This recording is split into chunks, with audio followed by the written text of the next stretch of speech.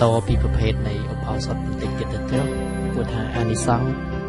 តែកាលណាតែញាតិញោមបានរក្សាសិលដោយបរិបូរណ៍ដោយពេញលេញហើយនឹងអានិសង្ឃក៏គង់តែនឹងបានទេទោះបីញាតិញោមប្រាថ្នាចង់បានអានិសង្ឃនឹងក្តីមិនប្រាថ្នាក្តីក៏គង់តែបានដែរនឹងទៅនឹងការធ្វើបុណ្យធ្វើកុសលនឹងការប្រាថ្នានឹងមួយយ៉ាងហើយតែញាតិញោមមិនប្រាថ្នាក្តីតែញាតិញោមធ្វើនៅហេតុបានន័យថាធ្វើនៅហេតុនៃបុណ្យកុសលនឹងធ្វើនៅហេតុនៃការមានបានហ្នឹងញាតិញោមក៏នឹងមានបានដែរទោះបីញាតិញោមមិនចង់មិនបានតាំងចិត្តប្រាថ្នាថាឲ្យចង់ល្អទេតែបើញាតិញោមធ្វើល្អហើយនឹងញាតិញោមនឹងបានល្អនឹងឯងញាតិញោមមិនប្រាថ្នាឲ្យគេសរសើរទេតែញាតិញោមបានធ្វើនៅសិលល្អធ្វើមានការធ្វើនៅទានធ្វើនៅបុណ្យអីជាដើមយ៉ាងហើយធ្វើជាមនុស្សល្អនៅក្នុងសង្គមហើយអញ្ចឹងផលនៃការសរសើរនឹងវាគង់តែនឹងបានទេអញ្ចឹងណាមិញទោះបីញាតិញោមធ្វើនៅបុណ្យកុសលធ្វើការរក្សាសិលនឹងមិនបានប្រាថ្នាអីក៏ដោយតែបើញាតិញោមបានធ្វើនៅសិលឲ្យបានបរិសុទ្ធហើយផលនៃបុណ្យកុសលនឹងក៏គង់តែនឹងបានមកដល់ញាតិញោមនោះវិញដូចជាការរក្សានៅសិលអញ្ចឹងយើងឃើញអានិសង្ឃបច្ចុប្បន្នហ្នឹងញាតិញោមអាចគេចផុតអំពីការចាប់ទោសអូសដំណើរពីការដាក់ទុកទោសទណ្ឌកម្មអីជាដើមគឺយើងជាមនុស្សល្អយើងអត់មានប្រព្រឹត្តធ្វើខុសអីផងណាជាងសិលហ្នឹងគឺជាវិន័យឬក៏ជាច្បាប់កាលណាដែលញោមមានសិលគឺមិនន័យថាញាតិញោមជាមនុស្សគោរពច្បាប់ហើយមិនបានធ្វើខុសច្បាប់ទេបើកាលណាមិនបានធ្វើខុសច្បាប់តែយើងទៅបារម្ភអីនៅក្នុងរឿងដែលអាជ្ញាធរគេទៅចាប់យើងដាក់ពន្ធនាគារឬក៏គេឲ្យយើងពិន័យជាប្រាក់ជាទ្រព្យសម្បត្តិអីយ៉ាងណាគឺយើងមិនបារម្ភអំពីរឿងហ្នឹងទេយើងមិនបារម្ភអំពីការគេទេឌីលគេនិយាយដើមអីយ៉ាងម៉េចគឺយើងមិនបានបារម្ភទេមិនបានក្តៅក្រហាយទេស្មារតីរបស់ញាតិញោមដែលមានសិលហ្នឹងគឺមានជួបជានិច្ចអញ្ចឹងណាហើយម្យ៉ាងទៀតការប្រាថ្នានៅបុណ្យកុសលហ្នឹងពេលខ្លះវានាំឲ្យប្រាថ្នាជ្រុលអញ្ចឹងទៅលោកម្ចាស់ដូចមានរឿងច្រើនណាស់ញាតិញោមខ្លះហ្នឹងនៅសម័យពីមុនធ្វើបុណ្យធ្វើកុសលប្រាថ្នាឲ្យស្អាតពេករហូតដល់ឲ្យគេឈួតឲ្យគេពង្វេងនឹងខ្លួនឯងអញ្ចឹងទៅរហូតដល់មានគេពង្វេងឈួតនឹងមែនដោយសារតែអំណាចនៃការប្រាថ្នាហ្នឹងណាលោកម្ចាស់តែចុងក្រោយផលហ្នឹងវាបានបកឲ្យខ្លួនឯងវិញដោយគេធ្វើបាបគេបំពៀអញ្ចឹងទៅអាហ្នឹងដោយសារតែយើងបានប្រាថ្នាឲ្យជាការពង្វេងណាហើយអបោសុទ្ធសិលនឹងទៀតដែលខ្ញុំកណាបានលើករឿងពីម្សិលមិញទៅទងមិត្តភ័ក្តិរបស់លោកយាយឧបាសិកាវិសាខាហ្នឹងញោមខ្លះធ្វើអបោសុទ្ធអញ្ចឹងទៅដើម្បីចង់បាន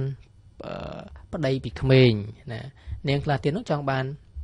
កូនប្រុសដំបងនាងខ្លះទៀតនោះប្រាថ្នាថារសារអបោសុទ្ធសិលនេះគឺដើម្បីឲ្យស្វាមីស្រឡាញ់តែម្នាក់ឯងអញ្ចឹងទៅស្រឡាញ់តែខ្លួនឯងអញ្ចឹងទៅកុំឲ្យមានស្ត្រីរួមស្វាមីណាញោមខ្លះទៀតប្រាថ្នាតែបានកាន់ឋានសួគ៌លោកយាយវិសាខាលើប៉ុណ្ណឹងទទួលព្រះសម្មាសម្ពុទ្ធព្រះអង្គថានេះគឺជារឿងប្រមាថហើយពុទ្ធធម្មតារឿងទាំងអស់ហ្នឹងតែយើងបានអីយ៉ាងណាក៏គង់តែវិនិច្ឆ័យទៅវិញទេអញ្ចឹងព្រះអង្គណែនាំឲ្យអ្នករសាសិលហ្នឹងបរិស័ទហ្នឹងក៏គួរតែរសាសិលដើម្បីប្រាថ្នានៅទីរំលត់ទុកគឺស្ងប់តាមផ្លូវចិត្តនឹងឯងញាតិញោមកាន់សិលនៅក្នុងបច្ចុប្បន្នហ្នឹងឲ្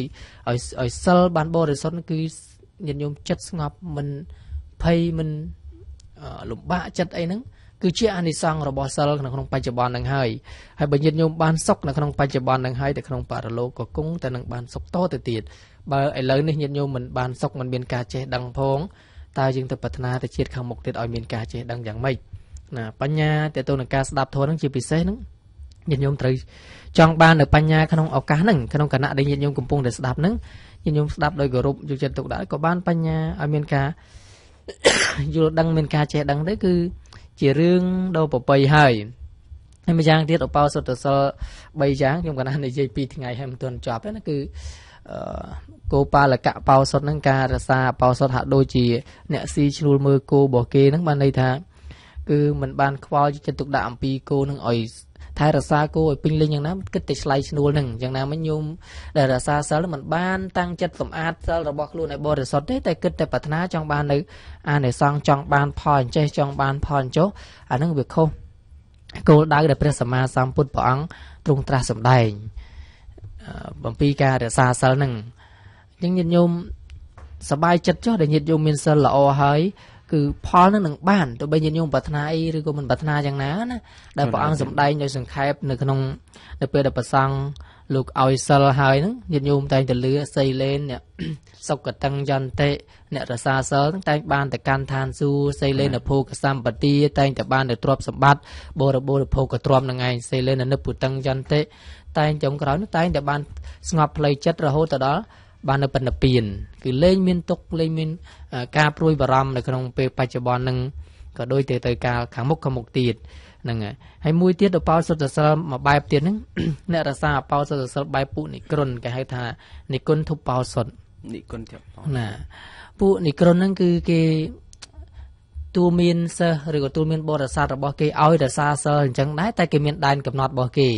ប្រហែលតែគេហាមមិនឲ្យសម្លាប់សត្វក្នុង1គីឡូ4ជ្រុងអញ្ចឹងទៅតែផុតប៉ុណ្្នឹងអាចសម្លាប់បានហ្នឹងចឹងសត្វនៅចិត្តហ្នឹងគេមិនឲ្យសម្លាប់ទេគេមានដែនកំណត់របស់គេថាឧបោសថរបស់គេមានដែនកំណត់ចឹងទៅឬក៏គេហាមថាមិនឲ្យសម្លាប់សត្វធំទេតែអាចសម្លាប់សត្វទូចបានអាហ្នឹងក៏ជាឧបោសថរបស់ពុនិក្រុនដែរណាហើយម្យ៉ាងទៀតហ្នឹងនៅក្នុងពុទ្ធសាសនាយើងឧបោសថទូលាយណាពុទ្ធគឺព្រះសម្មាសម្ពុទ្ធមិនបានកំណត់ថាសត្វប៉ុណ្ណេះគួរសម្លាប់សត្វប៉ុណ្ណោះមិនគួរសម្លាប់នៅដែនប៉ុណ្ណេះយើងអាចសម្លាប់បានអាចលួចបានអីចឹងណាអត់ទេគឺទូទៅទូលាយជាសកលតែម្ដងអ្នករសាសិលហ្នឹងគឺតាំងចេតនាវាចាគ្រប់ពេលវេលាគ្រប់ខណៈគ្រប់ទីកន្លែងតែម្ដងនេះគឺជាឧបោសថដែលឲ្យឈ្មោះថាអរិយឧបោសថអរិយឧបោសថគឺជាឧបោសថរបស់ព្រះអរិយហ្នឹងដែលញាតិញោមកាន់ដោយមានការយល់ដឹងហ្នឹងកាន់ដោយមានការយល់ដឹងហ្នឹងយ៉ាងម៉េចដែលហៅថាអរិយឧបោសថហ្នឹងគឺនៅពេលដែលញាតិញោមកាន់នៅឧបោសថសិលហ្នឹងហើយញាតិញោមពិចារណានឹកដល់គុណដល់ព្រះអរិយបុគ្គលទាំងឡាយមានព្រះអរហន្តជាដើមញាតិញោមអាចគិតថាព្រះអរហន្តទាំងឡាយលោកមិនបានប្រព្រឹត្តនៅបាណាតិបាតទេដោយនឹកឃើញគុណបរិសុទ្ធរបស់បុគ្គលដែលល្អអញ្ចឹងទៅញោមក៏ជ្រះថ្លានៅក្នុងគុណរបស់ព្រះអរហន្តក៏សមាទាននៅសិលនឹងឡើងជ្រះថ្លាចំពោះថាព្រះអរហន្តទាំងឡាយនោះលោកមិនបានលួចទ្រព្យអ្នកដទៃទេញោមក៏ជ្រះថ្លានៅក្នុងត្រង់ចំណុចហ្នឹងក៏សមាទាននៅឧបោសថសិលហ្នឹងម្យ៉ាងទៀតនោះឧបោសថសិលលោកឲ្យឈ្មោះម្យ៉ាងនេះឈ្មោះថាព្រហ្មឧបោសថគឺឧបោសថដូចជាប្រព្រំអញ្ចឹងយើងដឹងហើយថាធម្មតាព្រំហ្នឹងគឺចិត្តរបស់លោកមានអីខ្លះជាព្រហ្មវិហារធម៌ត្រូវមានមេត្តាករុណាមុទិតាឧបេក្ខាអញ្ចឹងតែញោមនឹកឃើញដល់ធម៌របស់ព្រំដូច្នេះក៏កាន់សិលឧបោសថនឹងសម្អាតសិលឧបោសថរបស់ខ្លួននឹងឲ្យស្អាតហាក់បីដូចជាព្រះព្រំអញ្ចឹងទៅក៏ឲ្យឈ្មោះថាជាព្រហ្មឧបោសថគឺឧបោសថដែលហាក់បីដូចជានៅស្ថិតនៅជាមួយព្រំអញ្ចឹងគឺមានធម៌មេត្តាករុណាមុទិតាហ្នឹងទៅម្យ៉ាងទៀតនោះជាធម្មឧបោសថហ្នឹងគឺញាតិញោមពិចារណាដល់ពធរបស់ព្រះសម្មាសម្ពុទ្ធដែលព្រះអង្គទ្រង់ត្រាស់សម្ដែងហើយក៏រក្សានៅសិលដោយយល់ពីគុណរបស់ពធហ្នឹងទីធម៌ដែលព្រះសម្មាសម្ពុទ្ធព្រះអង្គទ្រង់ត្រាស់សម្ដែងដោយល្អដោយប្រពៃជាធម៌ដែលយើងគប្បីឃើញគប្បីដឹងច្បាស់ដោយខ្លួនឯងនឹងឯងអញ្ចឹងក៏ជ្រះថ្លាចំពោះគុណពធហ្នឹងក៏រក្សានៅឧបោសថហ្នឹងទៅឈ្មោះថាធម្មឧបោសថគឺឧបោសថដែលញាតិញោមនៅជាមួយនឹងពធម្យ៉ាងទៀតហៅថាសង្ឃឧបោសថគឺឧបោសថដែលញាតិញោមនៅជាមួយព្រះសង្ឃនេះយ៉ាងម៉េចញាតិញោមពិចារណាដល់គុណព្រះសង្ឃដែលលោករក្សានៅសិលរបស់លោកកាន់តាមពិន័យបានច្បាស់លាស់បានត្រឹមត្រូវនឹងពិចារណាឃើញទៅលោកលះបង់នៅផ្ទះសបាយលោករក្សានៅសិលរបស់យើងលោកបានបរិសុទ្ធលោកសិក្សានៅពធឬក៏លោកគោរពប្រណិប័តទៅតាមមេគាដែលព្រះសម្មាសម្ពុទ្ធព្រះអង្គទ្រង់ត្រាស់សម្ដែងយ៉ាងហើយញាតិញោមជ្រះថ្លានឹងគុណរបស់ព្រះសង្ឃហ្នឹងក៏ធ្វើនៅសិលរក្សានៅសិលតាមលំអានរបស់បុគ្គលល្អតាមលំអានរបស់ព្រះសង្ឃនេះឈ្មោះថាសង្ឃឧបោសថចឹងទៅណាម្យ៉ាងទៀតហៅជាទេវានុបោសថហ្នឹងទេវឧបោសថគឺឧបោសថហាក់បីដូចជាពួកទេពតាញាតិញោមជ្រះថ្លាទាំងពួកទេពតាដែលញាតិញោមដឹងហើយតែទេពតាទាំងឡាយហ្នឹងដែលអាចកើតជាទេពតាបានលុះណាដែលធ្វើនៅអំពើល្អញោមចម្រើននៅទេវតានុសតិហ្នឹងឯងចម្រើននឹកឃើញនឹករលឹកដល់ពួកទេពតានឹងបានធ្វើបុណ្យធ្វើកុសលជាច្រើនទើបអាចបានទៅកើតក្នុងអត្តភាពជាក្នុងភាពដ៏ខ្ពង់ខ្ពស់ភាពប្រសើរញោមក៏ជ្រះថ្លានឹងគុណធម៌របស់ពួកទេពតាក៏រក្សាសិលតាមមនុស្សតាមពួកទេពតាដែលល្អទាំងអស់ហ្នឹងទៅក៏ខំជំរះសិលរបស់ខ្លួនចឹងឲ្យឈ្មោះថាទេវឧបោសថចឹងទៅអញ្ចឹងយើងឃើញថាបើសិនបើញោមជ្រះថ្លាជាមួយនឹងព្រះអរហន្តពិចារណាពីគុណធម៌របស់ព្រះអរហន្តហ្នឹងដោយការយល់អញ្ចឹងឃើញថាលោកធ្វើល្អអញ្ចឹងហើយញោមក៏ព្យាយាមលះបង់នៅសេចក្តីអាក្រក់ឲ្យកាន់យកនៅសេចក្តីល្អដើរតាមលំអានព្រះសម្មាសម្ពុទ្ធដើរតាមលំអានព្រះអរហន្តឬក៏ដើរតាមលំអានព្រះសង្ឃដែលជាសាវកដែលល្អហ្នឹង នោះញាតិញោមនឹងបានកាន់តែមានភាពស្រឡះនៅក្នុងចិត្តថែមទៀតហើយរក្សាសិលហ្នឹងសិលឧបោសថសិលហ្នឹងដោយចិត្តជ្រះថ្លាដោយមិនមានចិត្តរារែកទេហើយកាលណាដែលញោមរក្សាសិលដែលមិនសិលខ្ជប់ខ្ជួននឹងហើយគឺនឹងមិនមានវិបដិសារីស្ដាយក្រោយទេមិនមានក្តៅក្រហាយនោះទេបុគ្គលដែលមិនមានសិលគឺតែងតែមានវិបដិសារីធម្មតាផលនៃបាបគឺឲ្យវិបដិសារីក្តៅក្រហាយនឹងឯងអញ្ចឹងដល់ទីបញ្ចប់នៃជីវិតរបស់យើងនឹងញាតិញោមក៏នឹងនៅតែមានស្មារតីគ្រប់គ្រាន់អញ្ចឹងណាខ្ញុំឃើញពេលខ្លះញោមដែលគាត់តែងតែធ្វើបុណ្យធ្វើកុសលនឹងស្លាប់ដោយស្រួលមិនពិបាកមិនវេទនាពេកណាលោកចាស់ហ្នឹងដោយសារតែមានសិលមានបុណ្យនឹងឯងហើយម្យ៉ាងទៀតទៅចុងក្រោយហ្នឹងគឺសិលហ្នឹងគឺគ្មានអីក្រៅពីច្បាប់ទេញាតិញោមបើញាតិញោមមិនទាន់សមាទាននៅសិលរបស់ព្រះសម្មាសម្ពុទ្ធញាតិញោមគោរពតាមតែច្បាប់រដ្ឋរបស់យើងហ្នឹងទៅធ្វើទៅតាមច្បាប់រដ្ឋបានត្រឹមត្រូវហ្នឹងឯងគឺជាសិលរបស់ញាតិញោមរស់នៅប្រចាំថ្ងៃហើយបើសិនបើយើងមិនគោរពច្បាប់ទេសង្គមយើងនឹងមានភាពវឹកវរយ៉ាងណាមិញបើយើងមិនកាន់រក្សាសិលទេសង្គមសាសនារបស់យើងក៏នឹងមានភាពច្របូកច្របល់ដែរបើបព្វជិតមានសិលត្រឹមត្រូវហើយក្រហមមានសិលត្រឹមត្រូវហើយប្រជាពលរដ្ឋ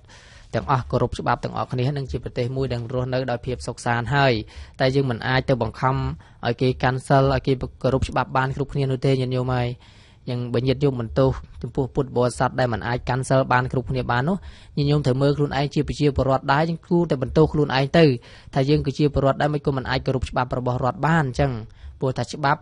ឬក៏វិន័យនឹងគឺជាសិលគឺច្បាប់ជាវិន័យនឹងឯងវាមានន័យដូចគ្នានឹងគឺជាបទបញ្ញត្តិហាម5ទាំងអស់ហ្នឹងអញ្ចឹងញាតិញោម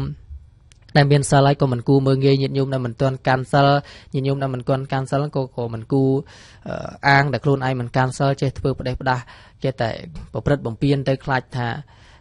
មិនមានដាច់មិនមានអីចឹងទៅណាលោកចាស់អញ្ចឹងយើងទាំងអស់គ្នាជួយជ្រះថ្លាចំពោះអ្នកដែលធ្វើបានហើយក៏អាណិតចំពោះញាតិញោមដែលមិនទាន់ធ្វើបាននឹងក៏តាមសមត្ថភាពតាមបញ្ញាតាមកម្រិតនៃការចេះដឹងរកតាមកម្រិតនៃការលះបង់តាមកម្រិតនៃការគោរពប្រណិប័តរៀងខ្លួនហ្នឹងទៅញាតិញោមដែលគោរពបានល្អគឺល្អសម្រាប់ញាតិញោមសម្រាប់សង្គមជាតិនឹងឯងញាតិញោមដែលមិនទាន់ប្រព្រឹត្តបានល្អទេយើងគូអាណិតជួយណែនាំគាត់មិនគូនឹងមើលងាយទេឌីលបន្ទោសបង្អាប់ធ្វើឲ្យមនុស្សញាតិញោមដែលមិនទាន់មានសិលនៅពេលគេបង្អាប់ពេកទៅលេងខ្មាស់សិលហ្មងខ្មាស់សិលលេងហ៊ានចង់សមាទាននៅសិលតែម្ដងទៅដោយសារគេធ្លាប់ថាអញ្ចឹងហើយគាត់មិនហ៊ានទេអញ្ចឹងយើងគួរតែលើកទឹកចិត្តឲ្យញាតិញោមដែលអាចសមាទានសិលនឹងបានក៏កាន់តែល្អកាន់តែប្រសើរដែរជាងអស់ពេលវេលាហើយខ្ញុំកណាអាត្មាភាពសំខាន់តែអភ័យទោសចំពោះប្រការលោកម្ចាស់គ្រប់ព្រះអង្គរៀនសូមប្រគេន